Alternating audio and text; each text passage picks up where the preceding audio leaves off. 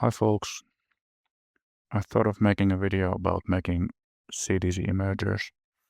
The first one is a CDC Bubble emerger and the other one is a shuttlecock variant of the same fly. They are very similar, they have slight differences, and I'm tying them pretty much with the same materials. I'm using a jackknife hook made by Fulling Mill. It's important that the hook is curved like it is here and that it's not too heavy so that the flies will float. To start with, we'll cover the shank with the tying thread. In the first one I'm using a tan colored thread, Weaver's 14-0, and for tail I'm using mallard. So pick a few strands of the mallard feather, spread the fibers a little bit, measure the length, and attach it around there.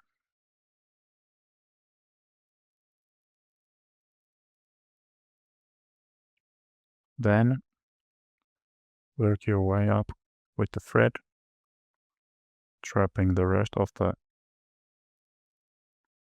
mallard feather underneath along the hook. And when you make it close to the thorax area, snip the rest off.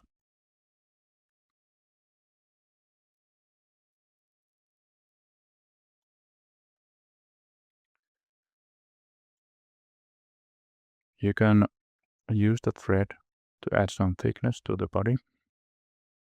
We'll be making the body with a peacock quill, so it's a quite thin material, so if you want to make the body look a little bit thicker, it's good to add some thread on the shank.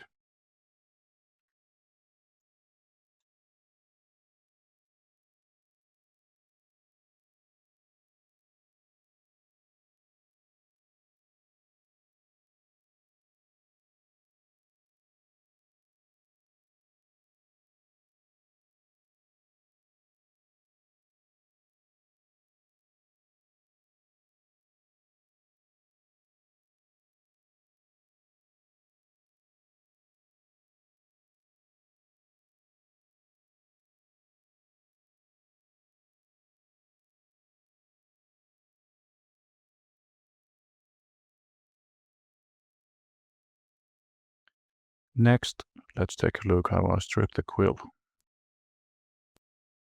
So pick the feather, take a hurl out of the feather, place it on your table, and I'm using a cork here. You can use a pencil eraser as well. So you just stroke and you can see the fibers in the hurl coming off.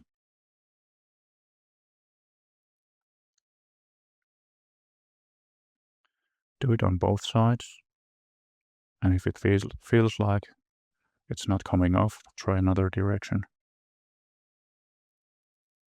It should come off quite easily, but don't press too hard because the material is quite delicate. There we go.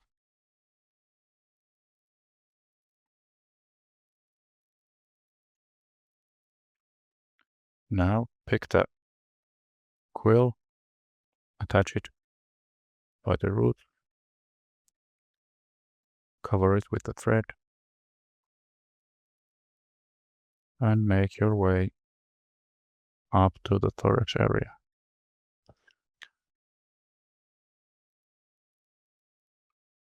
If you want to make sure that the hurl will stay on the shank, if a fish bites it, it might snap. It's a good idea to put some glue underneath it, or after you have wrapped the hurl, You can apply varnish or UV glue on top.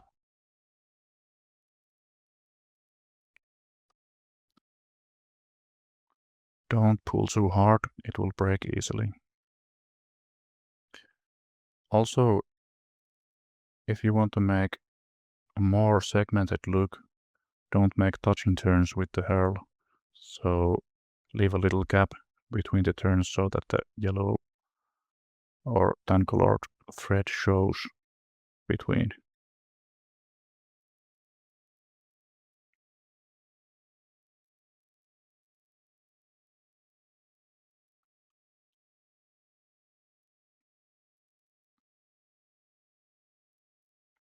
Then tie off the herl and snap the rest out.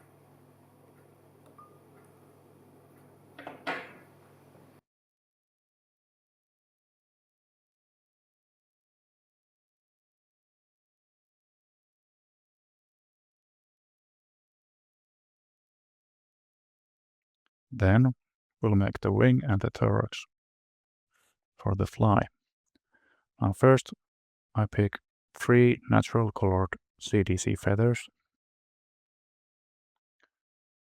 stack them on top of each other and make sure the tips are aligned if the feathers are not of equal length. Attach the feathers with a few threads and pull through so much that the tips of the feathers are kept under. Leave the feathers for now. Put some wax on your thread and grab your seal fur. Seal fur is not the easiest material to dub on your thread, and the result will be quite fuzzy, but that's what we want right now.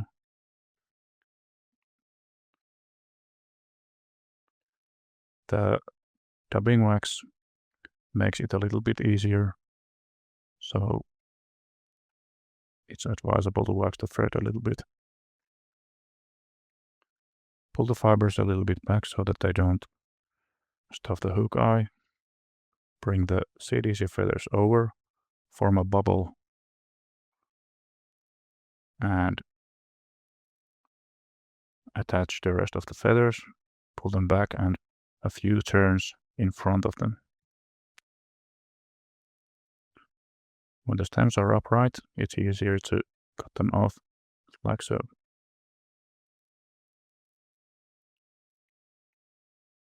Now just add a few turns to secure the stems.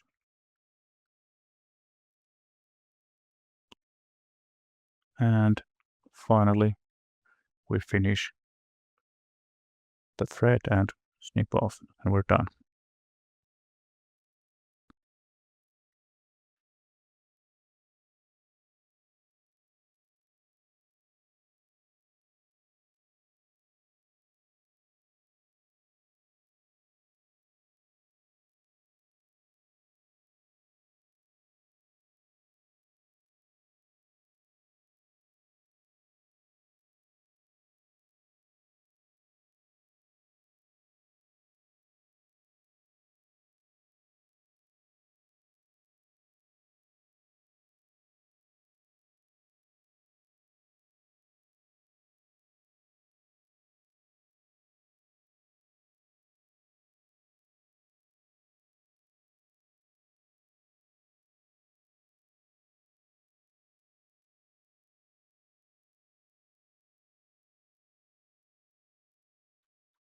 The second fly is a CDC-emerger. I'm here using a black thread for change, and making the body goes pretty much the same way as with the first fly. So cover the shank with the thread, make a tail with the mallard feather,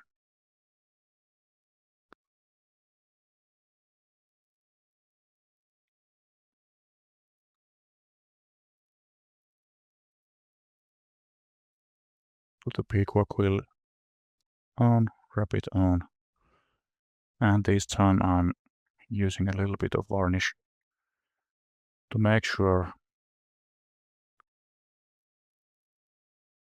that the body stays intact. when I go fishing with this fly.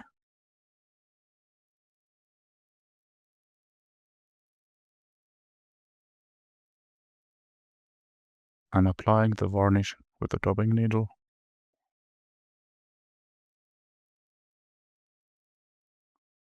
Be careful on how much varnish you put. Here I accidentally got some on the tail. So if that happens, just try to carefully pick out the excess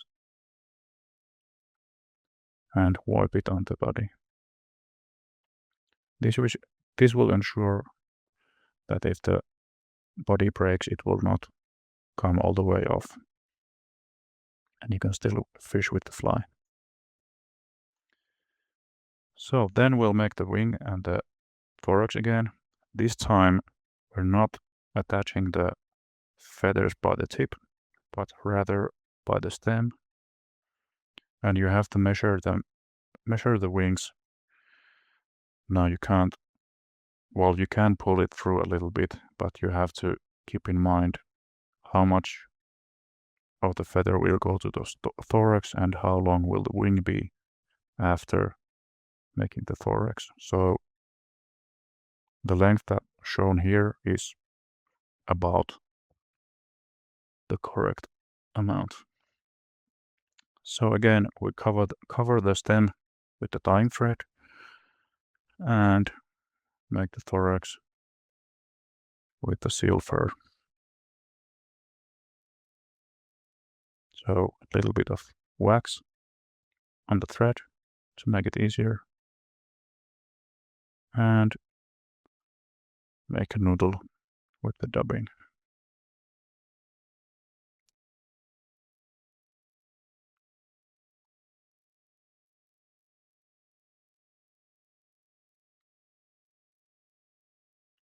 If there's too much dubbing, you can brush it later and pick the excess material out. But first we'll make the wing.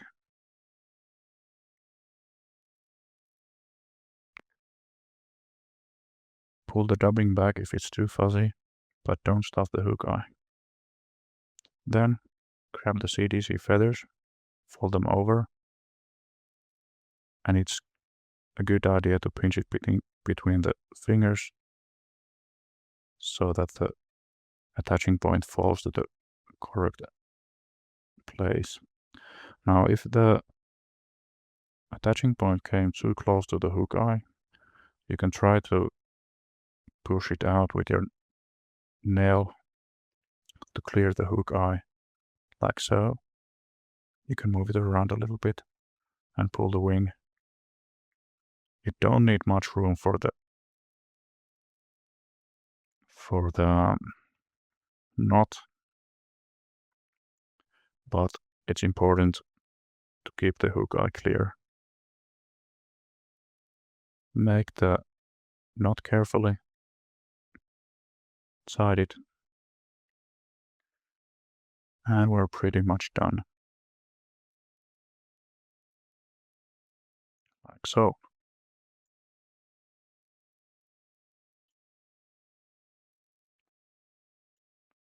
If there's too much dubbing in the thorax, you can pick some out. You can brush excess material out and pick it out, like so.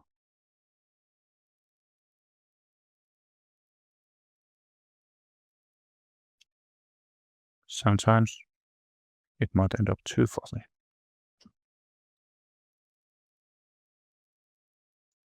So here's a shuttlecock emerger for you. Pretty much the same fly, but the wing is made slightly differently. Same materials, same idea.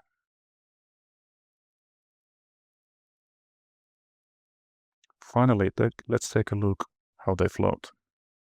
Here's a CDC Bubble emerger. It's a fresh fly. It's not yet very wet, and I haven't used any floatant. I have a habit of throwing them to a glass of water to see how they float and how they perform, to make sure.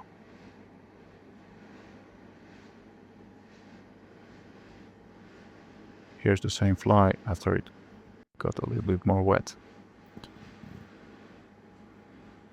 The glass is obviously not the same as a frothing river, but it gives you an idea of how they float and how well they work. Here's the shuttlecock. The CDC traps air bubbles pretty nicely, and it makes them float well, and they look very insect-like, which is why I like them. Thanks for watching.